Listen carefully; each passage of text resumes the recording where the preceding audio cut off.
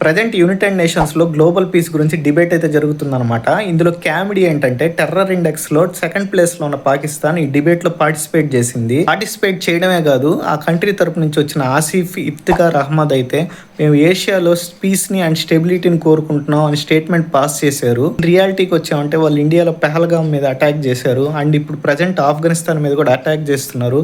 But ఏమో piece గురించి statements pass చేస్తున్నారు యునైటెడ్ నేషన్స్లో. అండ్ అతను పనిగా కాశ్మీర్ గురించి అండ్ సింధు వాటర్స్ గురించి కూడా మాట్లాడాడు.